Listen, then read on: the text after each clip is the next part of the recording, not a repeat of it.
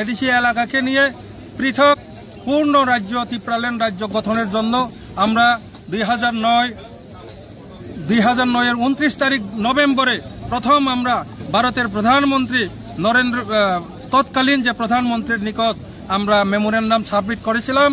তখন থেকে লাগাতার প্রত্যেক বছর আমরা 23 আগস্ট পালনের মাধ্যমে পাশাপাশি বিভিন্ন গণঅবস্থান, হাঙ্গার স্ট্রাইক অথবা শান্তিপূর্ণভাবে ডেমোক্রেটিক যে আন্দোলনের মাধ্যমে আমরা 2009 সাল থেকে 2024 পর্যন্ত আমরা আন্দোলন করে এসেছি। আমাদের একটাই আমাদের একটাই উদ্দেশ্য, এডিসি এলাকাকে নিয়ে ভারতের সংবিধানের 2 এবং 3 ধারা মোতাবেক ত্রিপুরাল্যান্ড রাজ্য গঠনের জন্য আজকে আবারও আমরা 2009 থেকে প্রত্যেক বছর যেভাবে আমরা দিয়ে এসেছি মেমোরেন্ডাম, আজকেও আমরা ভারতের প্রধানমন্ত্রী এবং ভারতের স্বরাষ্ট্রমন্ত্রীর নিকট মেমোরেন্ডাম করতে যাচ্ছি, সাবমিট করতে যাচ্ছি।